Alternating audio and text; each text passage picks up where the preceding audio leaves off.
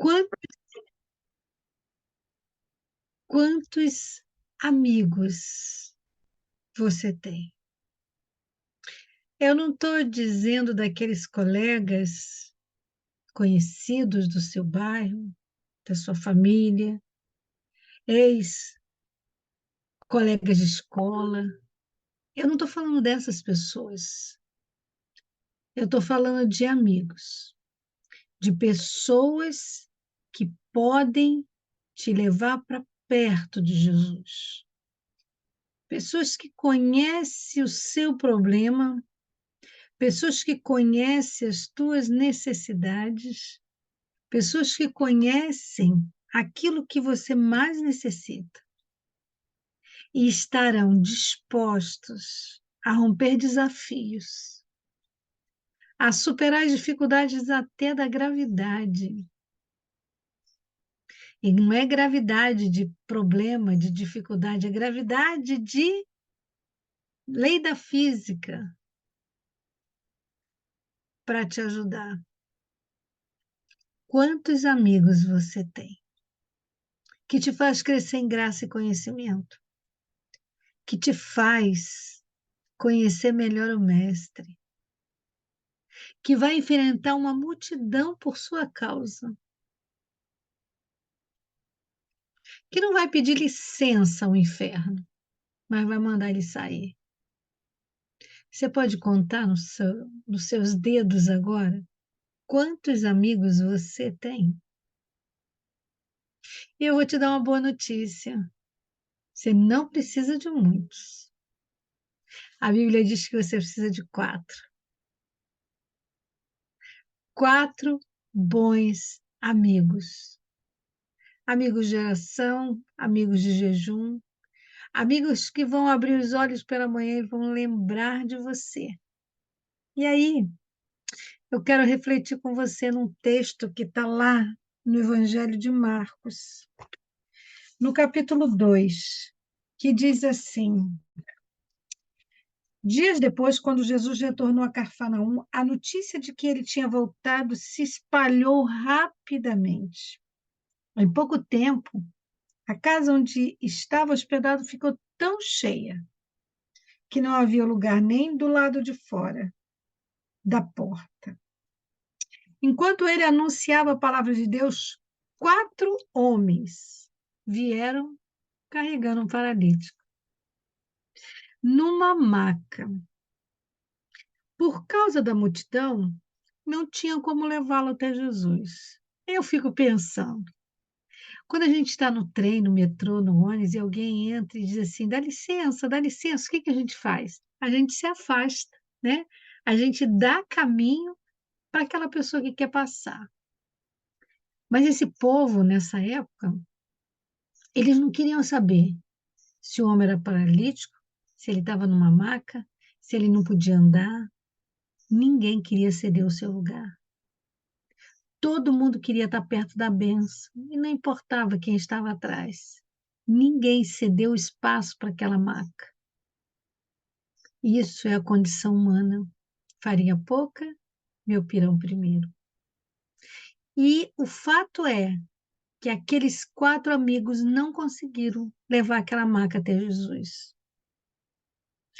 E o texto continua dizendo que, versículo 4, versículo 5, então abriram um buraco, o 4 mesmo, por causa da multidão não tinham como levá-la até Jesus. Então abriram um buraco no teto. Ainda bem que a casa não era de laje, né? Acima onde Jesus estava, ou seja, eles ouviram a voz e deduziram aonde era o lugar que Jesus estava, ou seja, amigos de verdade sabem aonde Jesus está, o lugar exato. E o texto diz que em seguida baixaram o homem na maca, bem na frente dele.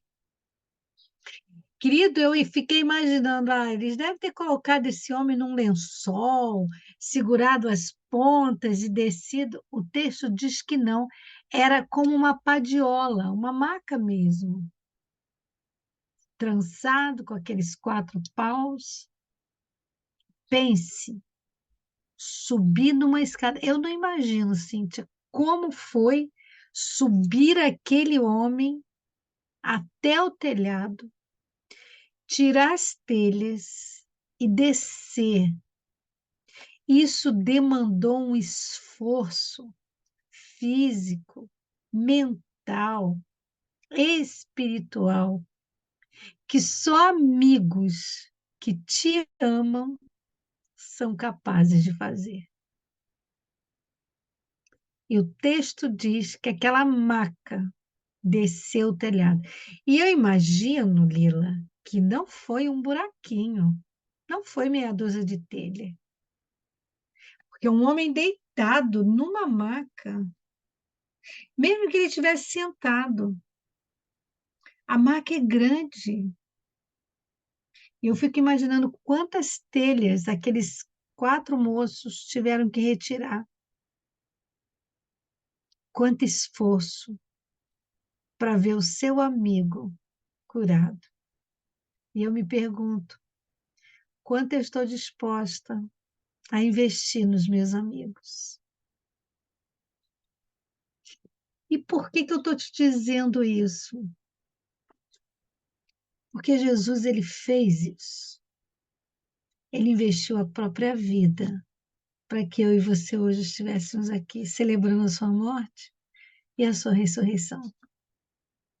O texto diz que eles desceram o homem bem na frente dele. Dele quem? De Jesus. Versículo 5 diz que ao ver a fé que eles tinham, Jesus disse ao paralítico. Os amigos continuaram no telhado. Só o homem desceu. Com certeza eles usaram algumas tiras, alguns lençóis para segurar na ponta daquela maca. E Jesus, quando olha aquele homem, ele diz no versículo 5, ao ver a fé que eles tinham, Jesus disse ao paralítico, filho, seus pecados estão perdoados. E olha a incongruência do reino dos céus. Não se explica com palavras, são atos de fé. A pessoa está doente, ela está acamada, ela não anda, e Jesus olha para ela e vê fé. Ao invés de curá-la fisicamente, Jesus vai no cerne do problema. E nós, muitas vezes, queremos curar aquilo que nós vemos. Mas eu te convido a refletir hoje. Não cure o que você vê. Não é o seu dinheiro que cura. Não é o pão que mata a fome hoje e amanhã ela aparece de novo. Cure aquilo que você não vê. Cure a alma. Cure as emoções. Cure os sentimentos. Cure as confusões mentais. Esse mês é o mês do janeiro branco. E muitas vezes pensamos que a saúde mental é uma questão da alma humana, e eu quero te dizer que não é. É uma questão do espírito, do nascer de novo. Só Deus cura o corpo, a alma e o espírito, mas nós somos agentes de milagre. E Jesus olha para aquele homem e diz assim: olha, o que te colocou nessa cama não foi nada mais, nada menos do que os teus pecados. Por isso eu vou na origem e eu te digo: perdoados estão os teus pecados. Mas os legalistas e os religiosos não conseguiam enxergar isso. E eles olham para aquela situação e diz: isso é blasfêmia, só Deus pode perdoar pecados. Que eles não sabiam que Jesus era o Deus encarnado, o Emanuel. E quando Jesus percebe o que eles estavam pensando, e, e ele devolve uma pergunta: por que vocês questionam essas coisas em seus corações? O que é mais fácil dizer ao paralítico: seus pecados estão perdoados, ou levante-se, pegue sua maca e ande. Mas eu lhe mostrarei que o Filho do Homem tem autoridade na terra para perdoar os pecados. Pegue a sua maca e vá para casa. E eu quero te dizer que essa mesma autoridade que Jesus tinha de perdoar pecados, eu e você temos autoridade para perdoar pecados. Se algum dia alguém se aproximar de você e dizer, eu quero que você perdoe, e você diga, eu não tenho poder para perdoar, só Deus perdoa, você não me deve nada, perdoe a Deus. Pare com isso. Escute e diga, eu te perdoo. Nós temos autoridade de soltar algemas. Nós temos a autoridade de desatar cadeias através do perdão. O perdão gera o amor e o amor gera a misericórdia. E Jesus mostrou que ele tinha autoridade de curar a origem e a raiz do problema. E ele curou aquilo que os homens viam. E aquele homem, versículo 12, se levantou de um salto. Eu fico imaginando uma pessoa paralítica dar um salto, né? Deve ser tremendo. E ele sai andando diante de toda a multidão. E o texto diz que a multidão ficou admirada e louvava a Deus, exclamando: Nunca vimos nada igual. Seus pecados foram perdoados, seu corpo físico foi sarado e ele pôde ser restaurado à sua família. E por que é tão importante falarmos de amizade hoje nessa ceia do Senhor? Jesus disse um dia para os seus discípulos: Vós sois meus amigos, se fizerdes o que eu vos mando. E eu quero falar mais uma vez do poder da amizade, mas, sobretudo, do poder do perdão. É muito fácil amar vocês. É leve, é gostoso amar cada um de vocês. Difícil é amar o ingrato, aquele que nos injustiça, aqueles que não reconhecem o que fazemos, aqueles que geram contenda entre irmãos. Esse é o nosso maior desafio. E eu quero te convidar a refletir, porque Jesus, na noite que ele foi traído, ele não estava só com amigos. Havia um traidor. Mas ele não deu uma desculpa para o traidor. Ele deu pão e vinho. Jesus deu pão e vinho para aquele que ele tinha certeza que ia lhe trair. Por amigos, a gente faz os sacrifícios. Para os inimigos, a gente dá o perdão. Então, eu quero te convidar a sondar o teu coração nessa manhã e a dizer, papai, me ajuda a ser a imagem e semelhança de Jesus, a fazer aquilo que o Senhor faria, a perdoar, amar, que eu não cure só o que eu vejo, mas que eu cure aquilo que o Senhor vê. Nós entregamos essa sala e os nossos corações diante do teu altar. Te pedimos perdão pelos pecados de omissão, aquilo que falamos, pensamos, sentimos, aqueles pecados que só o Senhor vê. Som do nosso coração. Entregamos e santificamos este pão. Santificamos o cálice e te pedimos, Senhor, que o Senhor nos ajude a celebrarmos até que o Senhor venha. Que haja ressurreição em cada um de nós. Que toda paralisia que nos prendia hoje seja repreendida em nome de Jesus. Que tenhamos amigos mais chegados que irmãos. Eu abençoo essa sala, eu abençoo o cálice e o pão, e eu declaro: este é o corpo de Jesus que foi dado por nós.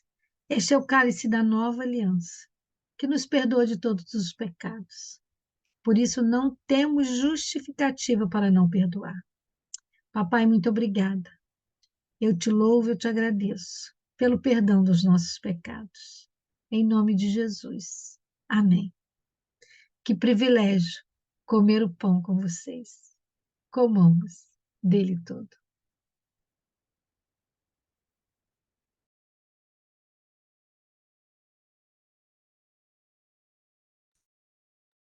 Aleluia.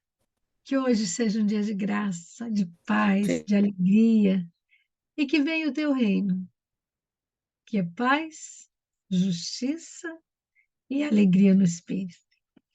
Que a graça, que o amor de Deus Pai, que as doces consolações do seu Espírito seja sobre esta igreja aqui reunida, seja sobre Israel de Deus, seja sobre Jerusalém e o mundo, e a igreja de Jesus no Brasil, não só hoje, mas para todos sempre. Amém. Gratidão, Mônica.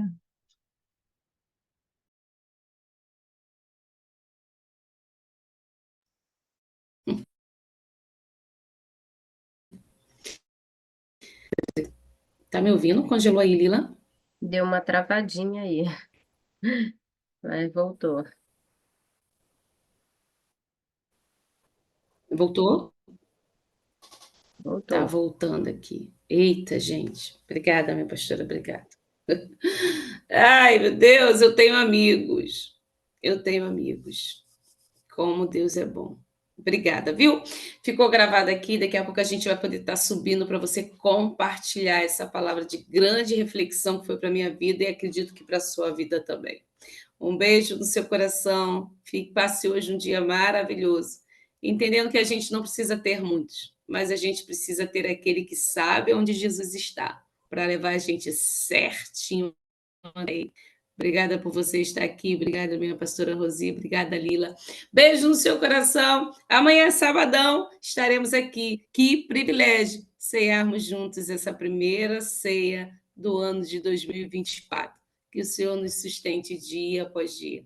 Obrigada, família. Beijo e até mais.